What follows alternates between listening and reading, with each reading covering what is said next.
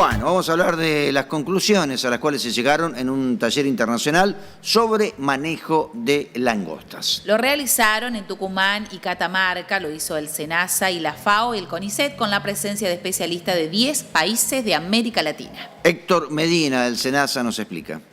Bueno, estamos en el marco de un proyecto de cooperación con la FAO, finalizando una actividad muy importante, tanto en un workshop de discusión y trabajo sobre manejo de emergencias por langostas, como también aquí recorriendo la zona más importante de la langosta sudamericana en la región de Sudamérica, valga la redundancia, que es justamente la zona limítrofe de Catamarca y La Rioja. Estamos muy contentos de poder haber recibido a los 7 países del COSABE y a todos los colegas de FAO, en particular a los especialistas Yoki Aldobay y Lemin Hamouni, que son referentes a nivel global en el manejo de esta plaga. Pudimos tener un intercambio, que ellos conozcan nuestra forma de trabajar, que conozcan la zona, el biotopo, la vegetación, el suelo, y entendemos que hay muchas semejanzas en el manejo de la langosta que se hace aquí en Sudamérica como también en África, y estamos seguros que este es el inicio de una cooperación fructífera que vamos a fortalecer en adelante a partir de este momento.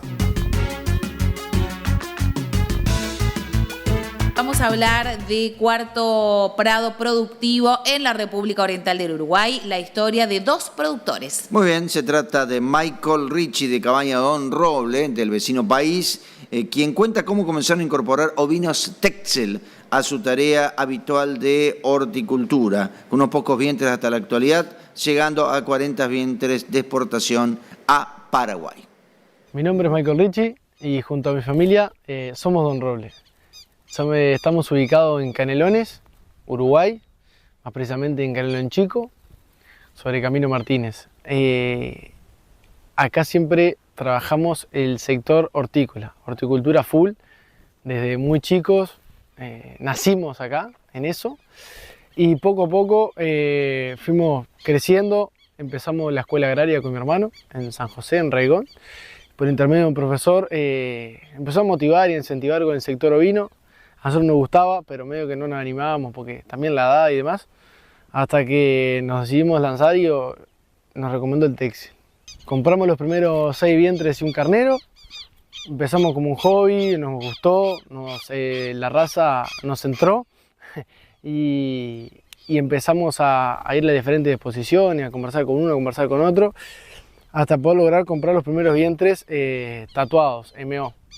Y de un momento para otro hicimos una compra en un remate de 15 vientres y empezamos a crecer hasta empezar a afinar un poquito más el ojo a lo que era genética, lo que es un animal Texel bueno, rústico, con largo, con lomo, con cuartos, y empezamos a buscar qué era el Texel que nosotros queríamos llegar. Por ende, el primer prado que fuimos a ver fue en el 2020, donde compramos 2 vientres puros de pedri y un carnero, y el próximo mes ya estábamos exponiendo hijos de esas ovejas. Y bueno, nos fue medianamente bien. Y ahí dijimos, bueno, horticultura y ovino. Yo me voy con un poquito más por el ovino, mi hermano quedó un poquito más con la horticultura, que le encanta. Y hoy por hoy es nuestro cuarto prado consecutivo, perdón. Y donde año a año estamos viendo una mejora gigantesca a base de inversión y andar, como decimos nosotros, estar. Ir a las diferentes expos, remates, jornadas, giras, diferentes posiciones dentro de la región, Argentina, Paraguay, Brasil. Y en 3 años pudimos hacer un trabajo bastante grande como para mandar un volumen de 40 vientres puros de pedre desde Don Roble hacia Paraguay, en conjunto con Cabaña Santa Marta. Un proyecto que salió sumamente bien, animales que se adaptaron muy bien. Y eso fue tipo el puntapié para decir, bueno, hay que trabajar más fuerte todavía. Y es nuestro cuarto prado, tenemos un bigran campeón, reservado gran campeona, tercer mejor hembra, reservado gran campeón macho. Y vimos que la cosa fue caminando bastante rápido, gracias a una inversión, pero más allá de dinero, una inversión de tiempo y disponibilidad para que las cosas salieran.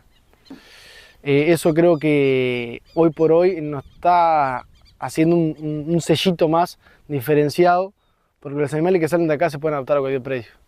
Hoy pueden estar comiendo en campo natural, mañana pueden estar en una alfalfa acá, pero se adaptan y rinden y llenan el ojo y gustan. Primer vehículo autónomo del país, agua y nutriente para el cultivo. Muy bien, se realizó la presentación de este primer vehículo que es autónomo para regar y fertilizar los cultivos, el cual puede moverse a diferentes lotes o campos, dándole versatilidad para una correcta rotación agrícola y aprovechando su equipo todo el año. Bien, vamos a escuchar al ingeniero Nicolás Pisicini, cofundador de Terranova Argentina. Muy contentos de poder aterrizar con una tecnología. Realmente es el primer vehículo autónomo no tripulado del país que está aplicando algo tan importante para el agro, que es el agua y los nutrientes. Digamos, en el potencial de rendimiento que uno quiere lograr, lo primero que hay que lograr es tener agua y nutriente para el cultivo. Háblanos del 360 Rain, cómo nació, cuándo comenzó a trabajar, de dónde surgió la idea. Bien. El fundador de 360 es Greg Sauder, es el mismo fundador de Precision Planting, que la historia es bastante interesante, cómo se le ocurrió a esta máquina. Greg es un productor de semilla, ¿bien? Y hubo un año donde el macho para multiplicar no le nació, entonces pensó, digo, si al pulverizador, que ya tiene un tanque, uno algunas bajadas y se le aplico a la línea de siembra, puedo solucionar el problema de ese momento. Bueno, puso arriba un empleado a manejar, a aplicar agua, y ahí empezó el diseño. Dice, ¿por qué no hacerlo autónomo? ¿Por qué no tener una fuente de agua que tenga el caudal suficiente para aplicar en banda? Un concepto que hoy ya es conocido, pero en su momento fue innovador, de aplicar el agua en banda y de manera eficiente. ¿Eso en qué año fue aproximadamente? Ese desarrollo empezó hace 5 años atrás. 5 años, ya el equipo tiene 3 años comerciales. La máquina que trajimos en Argentina es la 103 y la 114, ya son las 2 máquinas que están en funcionamiento actualmente, y están viniendo algunas más ya para empezar a aplicar en los campos argentinos. La premisa del equipo era ser eficiente en el uso de agua. Se viene el Pro Agua, digamos, estamos acostumbrados a hablar del Pro Carbono, pero el Pro Agua también. Cada agua que saquemos de un río, una laguna o de la napa, tiene que ser aplicada de manera eficiente, porque es un recurso limitado. Eso a futuro va a ser un aspecto importante. Después, que se adapta a cualquier lote, esto es como un dron, puede ir a cualquier parte del lote, controlarse desde una app inteligente donde le digo cuántos milímetros quiero, qué nivel de nitrógeno quiero aplicar, y lo otro importante, que sea compatible con sistemas ganaderos. Yo puedo aplicar efluente de animales, cerdos, tambos, que es una fuente de nutriente que tengo en el campo, y la puedo aplicar en el cultivo, incluso cuando el maíz está en floración, que es donde más necesito nutrientes. Exacto. Decís que seguimos trabajando en Argentina. ¿Por qué zona están? ¿En qué campos? Tenemos uno en Coronel Suárez, que está justamente en un feedlot, aplicando efluentes del biodigestor, que eso van complementando el pivot, las zonas no eficientes del pivot donde quedan sin aprovechar, y vaciando las lagunas, que termina siendo un poco el cuello de botella de los sistemas ganaderos. Claro. Y la otra máquina es exclusiva para producción de granos, está en Luján, provincia de Buenos Aires. Lo interesante es que con una sola bomba de 30 HP, muy chica, puedo regar 2 lotes. En un momento ellos riegan maíz hasta floración y un poco de llenado, 85 hectáreas, y cuando terminan de regar el maíz, mueven la máquina para regar soja. Entonces, con una sola máquina estoy cubriendo 160 hectáreas de riego. ¿Qué necesidad de agua se necesita para que este equipo funcione por hectárea aproximadamente? Ese es un punto importante. Si nosotros pensamos en el equipo aplicado en banda, la raíz del cultivo de maíz tiene esta forma, ¿bien? Entonces nosotros aplicamos en el centro, donde está la mayor concentración de raíces y que más aporta al rendimiento. Entonces regamos la mitad de la superficie, el entresurco queda sin regar, ¿bien? Con 50.000 litros por hora, ¿bien? Que es lo que permite aplicar el equipo, logramos muy buenos rindes. En este campo de Luján estamos hablando de 4.000 kilos de diferencia por hectárea respecto al secano. El agua es el recurso fundamental y bueno, cada milímetro que nosotros estamos aplicando también tiene un costo, ¿no?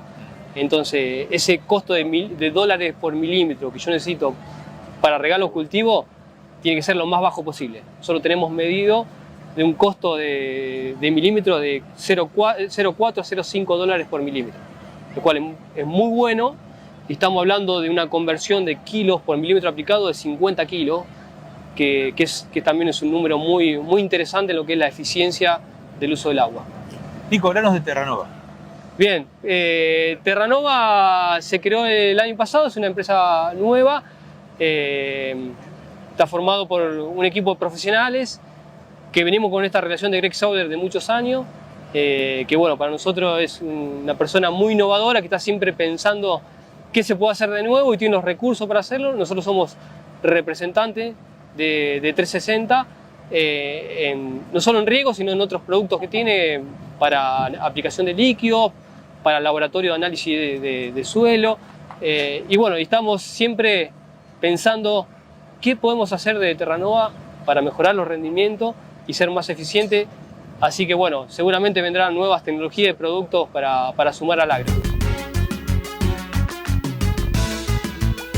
Perspectivas para la campaña. Uy, qué rápido que andamos hoy, che. Pero claro, tenemos una onda fenomenal hoy. Estamos pum para arriba.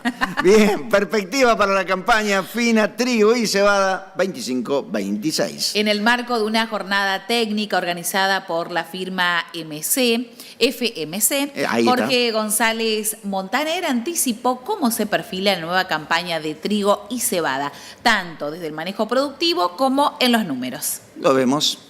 Primero, una idea de país me parece que vale la pena reflexionar. Después de muchos años, estamos quizás en un año en el cual toda el área triguera tiene agua. Esa es una noticia muy buena. Quizás lo que podemos decir es que a las zonas más al norte han pasado gran variabilidad de situaciones, y hace rato que no tenían una condición, digamos, favorable globalmente. Ha habido zonas que tenían y otras que no, pero este año, con las lluvias, digamos, que hemos tenido en el otoño, se ha configurado una situación realmente muy benigna para todas las expectativas. Hemos tenido la reunión hace poquito nacional, y bueno, hay una expectativa de siembra de trigo interesante, a pesar de que el negocio está muy difícil. O sea, hacia el norte, al reforzarse la potencialidad del rinde del trigo por el agua en el suelo, que es clave en esa zona, los números del binomio trigo-soja de segunda se vuelven interesantes, y además porque la soja tiene un precio más o menos razonable, que hace que además se paguen quintales, y bueno, los 18 quintales de Santa Fe se pueden pagar este año en esa condición. Cuando venimos al sur, lo que vemos es que esa misma situación, nosotros no tenemos una soja de segunda tan feliz como hay en el norte, ni una soja de primera tan feliz, cuestiones climáticas, y hace que nuestros números sean muy justos. 14 quintales, que es lo que se paga, por ejemplo, más o menos en los buenos campos de acá, hoy en día prácticamente es muy difícil lograrlos, o tener rentabilidad con esos valores. Entonces, insistimos en que es necesario ajustar muy bien todas las prácticas agrícolas.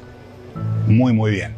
La primera práctica que yo menciono como clave es la fecha de siembra, para los que tienen agua en profundidad poder llegar a esos recursos agua que está disponible. La segunda son los curasemillas. Los curasemillas tienen un impacto enorme, son respuestas entre 600 y 800 kilos por algo que vale realmente bastante económico, y sobre todo que al aplicarse en semillas se usan dosis muy bajas.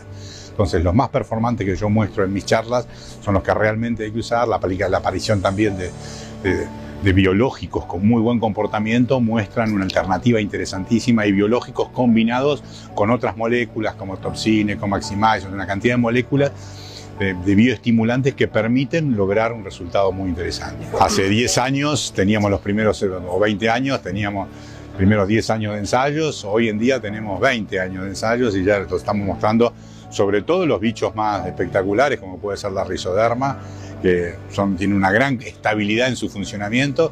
Y después, bueno, tenemos un montón de biológicos para diferentes actividades, que los voy a ir contando en las diferentes etapas, pero sí, hay muchísima cosa, y ya con algunos que pueden hasta reemplazar algunos químicos de manera muy significativa. Lo más importante desde lo económico es que la campaña anterior todo se hizo, digamos, para cambiar dólares. O sea, con un Excel malo, con un Excel que daba negativo, y sin embargo pagábamos sus alquileres Hoy en día hay que replantearse todo eso porque no se pueden pagar esos alquileres en un escenario donde ya el dólar es el dólar, ya no hay más tutía, no va a haber, si llega a haber algún toque por el lado de las retenciones sería medio mágico, pero con el escenario mundial que estamos viendo no vemos muy fácil que lleguen cosas mucho alicientes, y los precios son muy justos. O sea, esta campaña es una campaña, yo le pongo al productor una armadura y lo saco a pelear en un escenario donde cada dólar hay que pensarlo muy bien. Por eso hablaba curas semillas, pensar muy bien en fósforo, para todos esos barrios donde tenemos una condición, digamos, los ambientes de más respuesta a fósforo en nuestro barrio son las zonas arenosas, las zonas que tienen agua abajo. Si me voy más hacia la costa de Necochea o me voy hacia la zona de Madariaga, ahí tengo respuestas enormes, las cuales no le puedo aflojar. Si yo bajo el fósforo ahí, me quedé sin producción. Después, en las zonas serranas podemos tener una dosis más de 80, 100, pero en esas dos zonas necesitamos 150.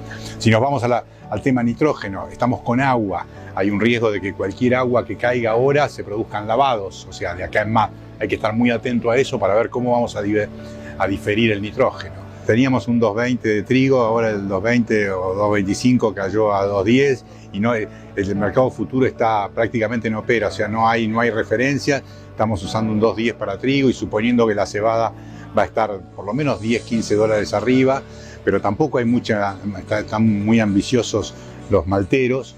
El consumo de cebada, el consumo de malta no está siendo importante desde la pandemia, o sea, lo ven más bien retraído. Yo creo que vamos a tener nosotros en Marisierra, sembramos más o menos un 60-70% de cebada y un 30-40% de trigo. Creo que vamos a andar ahí, no va a cambiar demasiado. Aquellos que más de las zonas como Chillar, etcétera, que hacen más calidad, si tienen una prima interesante pueden ir más a trigo, pero si no, la cebada con la soja de segunda y el impacto de segunda es muy importante. Estamos teniendo un resultado interesante con los de quintales a favor en soja de segunda en los últimos años, un poco por el cambio climático, otro poco, digamos, porque hay mucho más cebada como antecesor y tenemos un valor de una soja de segunda más promedio, más cercano a los 1.700, 1.800, con lotes que se disparan y dan más. Pero bueno, es una actividad muy riesgosa y poner todo el margen basado en tener 2 quintales más de soja de segunda es muy arriesgado. Nosotros en cebada tenemos enfermedades que son muy complicadas y hay que estar muy encima. O sea, acá la clave es la decisión de los agrónomos, cuánto tiempo van a estar monitoreando, ya sea para los nuevos flujos de avena fatua o por la disparación de las enfermedades. Necesitamos que el productor, digamos, una vez que hizo el Excel, se dedique a estar en el campo. O sea, ya está, una vez que te largaste hay que poner todos los ojos, prender todas las luces, porque si no, lo que no ves no lo podés controlar. Justamente el 9 de julio, SENASA actuó ante el brote de rabia pareciante. El médico veterinario Martín López comentó sobre las acciones protocolares que se han desarrollado ante 2 casos confirmados de la enfermedad. Escuchamos al profesional. Sí, precisamente estamos ante un caso positivo de rabia pareciente en bovinos, que se confirmó la semana pasada en la categoría terneros, en un establecimiento ubicado en el departamento 9 de julio, acá de la localidad de Las Breñas. Precisamente, sí, se notificaron a las autoridades competentes y se trabajó sobre las unidades productivas que están dentro del área. Se delimita un área focal y perifocal en realidad del lugar donde se confirma el caso, y se trabajó en un total de 191 unidades productivas que están dentro del área. Ese área está delimitado por 10 kilómetros a la redonda de donde se confirma el caso positivo, y se restringen los movimientos de esas unidades productivas para que justamente no se disemine la enfermedad y hasta tanto se regularice la parte vacunal de esos animales. En un total de, no llegan a las 20.000 cabezas, 19.000 y pico de las 191 unidades productivas que se trabajaron, ¿no? Y de los confirmados por laboratorio fueron 2 bovinos de la categoría ternero. Sí, se vacunan los animales, a todos los animales susceptibles de la unidad productiva. no solo a los bovinos, que en estos casos estamos hablando de lo que se confirmó por laboratorio, sino a todos a los animales susceptibles, y se debe revacunar a aquellos primo vacunados. ¿Qué quiere decir primo vacunado? Que recibieron la primera dosis en toda su vida.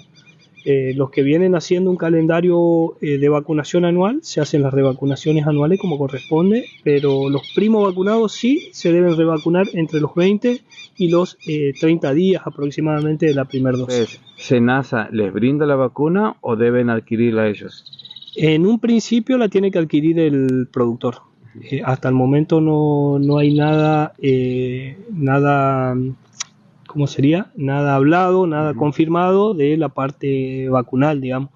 En el caso de que salga algo, se lo va a estar notificando a los productores para la vacunación, sobre todo a los pequeños productores, si es que llega a surgir algún beneficio para ellos, ¿viste? Pero en principio sí se deben vacunar. Como te comenté fuera del aire, es una vacunación que no es obligatoria, no entra dentro de los calendarios de vacunación obligatoria. Entonces el productor vacuna si quiere, esa es la realidad. Es una vacunación que se tiene en cuenta cuando hay estos brotes, que deja de ser facultativa, pasa a ser obligatoria a los que están dentro del perifoco y del área focal, digamos, del brote. Es así, un calendario anual, los animales deberían estar cubiertos con la revacunación anual. Ahora, si no tienen ninguna vacuna y es primo vacunado, se debe revacunar entre los 20 y los 30 días para que ese animal genere inmunidad. A partir de los 30 días de la vacunación se permiten los movimientos con destino a invernada. Y las unidades productivas que no tienen ningún tipo de vacunación sí o sí deben revacunar, sobre todo si van a faena, porque, a ver, acá entran en juego varios pilares, más allá de la sanidad animal en sí, digamos. Tenemos una cuestión productiva y económica que afecta a los productores que están dentro del radio, porque lamentablemente por una cuestión lógica no pueden sacar animales ni recibir, pero también hay una cuestión de salud pública que hay que tenerlo muy en cuenta, porque es una zoonosis, es una enfermedad que se puede transmitir de los animales a las personas. Pregunta, y aprovecho ya para hacer un poco de conciencia sobre el tema. Es una enfermedad grave, una zoonosis. Tenemos que tener muy en cuenta que es de denuncia obligatoria. Ante la presencia de síntomas tienen que notificar a la oficina local de SENASA, a los veterinarios de cabecera de la unidad productiva. Cualquier persona se puede acercar hasta la oficina y notificar de que en tal lado se cree que se están muriendo los animales de rabia. En esos casos se recomienda siempre no tocar los animales, no tocarlos, sobre todo la zona de la cabeza, de la boca, de los lagrimales. Al haber una denuncia, se acerca al personal de SENASA o el veterinario encargado de la unidad productiva, se saca la muestra, eso no tiene costo, se manda al centro antirrábico y se confirma o se descarta la enfermedad. Como síntomas a tener en cuenta, son varios, entre ellos la incoordinación para la marcha, el tambaleo, animales que se aíslan del grupo, animales con mucha salivación, animales que se caen y les cuesta incorporarse, pueden estar, depende del estado general del animal y dónde se caiga, pero puede estar de 1 semana a 2 semanas en un estado de agonía, sin poder levantarse, con pataleos, por una cuestión lógica de querer levantarse, patalean y no lo pueden hacer. Bueno, esos animales no hay que tocar. No hay que tocar, hay que dar aviso y de esa manera podemos tomar muestra y confirmar o descartar, como te digo, la enfermedad que hay que tener en cuenta que es una zoonosis. Estamos en proyectos de terminar de cerrar una reunión para el viernes 25, Dios mediante, con la gente del programa de rabia de SENASA, que muy gentilmente se ofrecieron a venir a darnos una charla y capacitarnos un poquito más a todos sobre el tema de rabia apareciente en bovino y bueno, y el control y todo lo que tenemos que tener en cuenta al momento de trabajar y de diagnosticar una enfermedad como esta, ¿no? ¿Tiene detectado en la provincia otro foco? ¿Tienen conocimientos ustedes ya en este momento? No, en este momento no, pero sí hemos tenido para el año 2022, para esta fecha, abril, también hemos trabajado sobre un brote en la zona de Oro Blanco.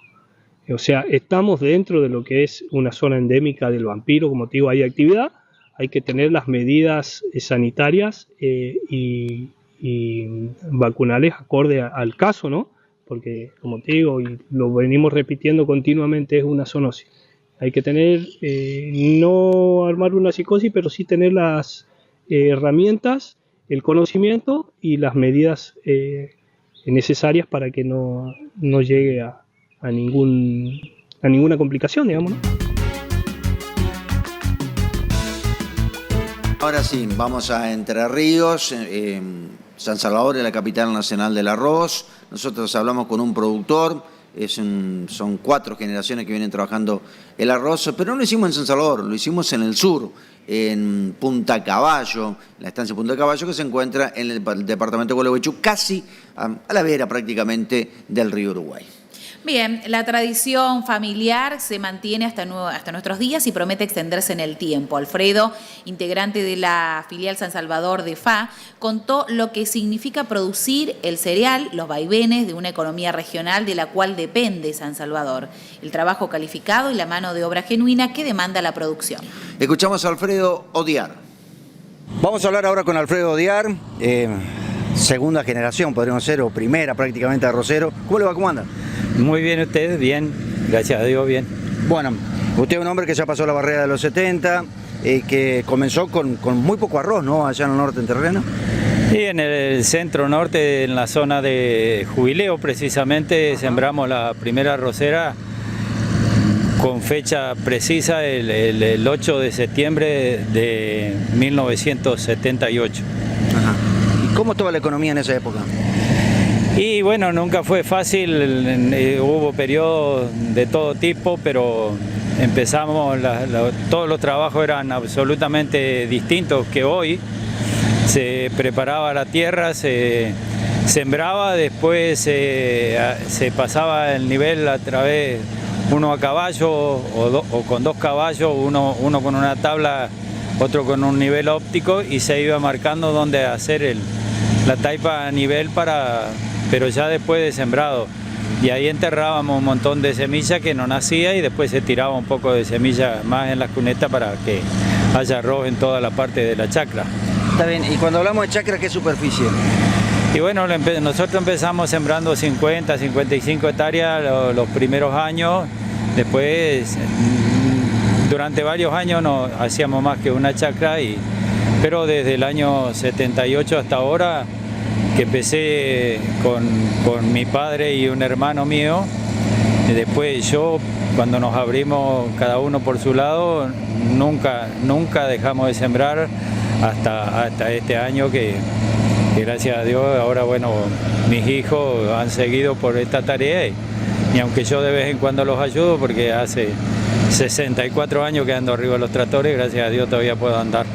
Bueno, tengo algunos años menos que ustedes, no tanto, le aclaro, pero he visto muchos productores fundirse con el arroz en el sur de Entre Ríos. ¿Se pasó lo mismo en San Salvador, que había muchos molinos, ahora bajó la cantidad?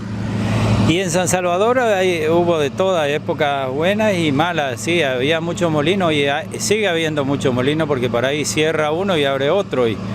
Y en realidad lo que pasó es que los molinos grandes empezaron a ser productores propios y entonces ya siembran grandes cantidades y no es tanto lo que compran, sino que a veces toman algunos que les siembran, pero eso generalmente les ha ido mal a los que sacan todo del molino. Cuando terminan la cosecha con un buen rinde y todo, se les fue casi todo ahí. Está bien, en su época no se imaginaba la palabra retenciones. No, por supuesto no existía, tampoco el arroz tiene grandes retenciones, pero bueno, nosotros a la soja en el año 71, 72 y 73 sembramos soja. Pero después, durante 20 años, no se volvió a sembrar. Hasta el fin del siglo pasado, ahí se volvió a empezar a sembrar soja porque se declaraba zona no apta para soja porque el primer año rendía, el segundo poco y el tercero ya no daba nada, pero no le controlaban bien los insectos y entonces había un problema que creía que los insectos solamente comían la hoja y había uno que le chupaba la chaucha, que es la chinche. Claro, la famosa chinche. Bueno, ¿comenzó con una Susana? Bueno, el primer año sí trillaba una Susana que no era nuestra, era contratada. Después compramos una Senor B3 a los pocos años y con eso fuimos... ¿Cuántos pies? Y bueno, eran de 16 pies, lo más grande que ancho que había cuando agarraban 4,20 metros y hoy están agarrando 9 metros. El corte de esta máquina que estábamos viendo recién tiene 30 pies. Está bien. Bueno, ¿y cómo ve el futuro? Usted que ha pasado por tanto, pasó por el Rodrigazo, pasó por gobierno de facto, gobierno democrático, izquierda, derecha. Y el futuro siempre es esperanzador. Dejar de sembrar es lo último que podemos hacer. Lo único que siempre hacemos una producción variada y cuando le va mal a una cosa le va bien a la otra. A veces no tiene precio el arroz, pero tiene precio la soja, o tiene precio el maíz, o la ganadería, y nosotros durante muchos años también hicimos apicultura, que fue la base para mi familia, de la cual tuvimos 6 hijos, una se nos murió a los 15 años, la más chiquita, pero de los otros 5 tenemos una familia muy hermosa y muy unida. Aquí andamos con la abuela, mi señora, que también andamos acompañando hoy, más que nada para salir un poco, porque aquí ya, aunque a veces vengo acá y por ahí me tienen trabajando todo el día. Bueno, ¿y le pagan extra o no? No, extra no, pero bueno, contento de poder colaborar a pesar de los 76 años, ¿no? Muy bien llevado, le digo. Bueno, gracias por su opinión, pero... Es la cultura del trabajo, hermano. Y sí, si uno se parara de trabajar, seguramente que no llegaría a esta altura con tanto. Y yo le digo una cosa, yo cuando voy 2 veces por semana al gimnasio, le digo, y los otros días leí una frase que me gustó y digo, es preferible ser el más viejo en el gimnasio y no el más joven en el geriátrico. Totalmente. Bueno, ha cambiado mucho, ¿no? Lo que es la cosecha, vemos ahora una plataforma de 30 pies, es otra cosa, si bien se pueden hacer 15, 20 hectáreas nada más, pero ha crecido mucho el arroz, ¿no? No, 15, 20 hectáreas es una barbaridad de poder hacer. Cuando nosotros andábamos hacíamos 2,5 hectáreas por día, 3. Y cuando mucho ya con la B3 un poco más corte que la Susana, podíamos llegar a hacer 5 hectáreas en el día. Hoy en día no, hoy es impresionante lo que caminan estas máquinas y cómo marchan adentro del agua, del barro igual. Bueno, Alfredo, gracias por su tiempo, muy amable, y gracias también por su historia viva. Bueno, gracias a usted por molestarse a hablar con este veterano de 1000 guerras. Usted sabe que me dijo una frase una vez en Raúl Muller, quien es un pequeño productor, un tambo que sería en la zona de Aranguren, que va quedando las personas grandes en el campo y se van yendo los chicos, ¿no? Es un fenómeno que se está dando y que a mí me lastima porque también soy del campo y de la colonia de la cual soy originario, descendientes de los primeros, quedan muy pocos, 2 o 3, el resto todo campo vendido, a gente de Buenos Aires o campos arrendados, y es una lástima.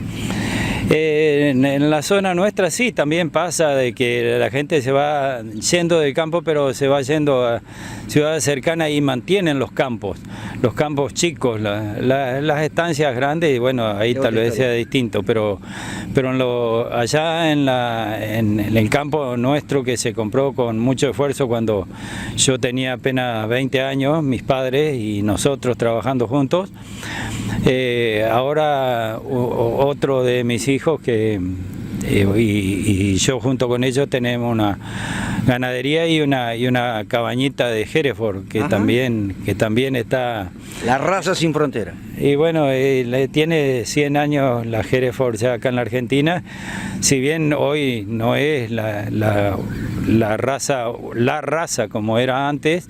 Sí, es buena, pero más adaptada está al sur del país que a la zona centro-norte como la nuestra. Bueno, gracias por acompañarnos, por estar allí del otro lado como todos los días. Nosotros nos vamos a reencontrar aquí en Infofederal mañana a las 8 de la mañana. Quédense sintonizando Telemax porque ya llega Entre Mate y Mate con Milton Pino.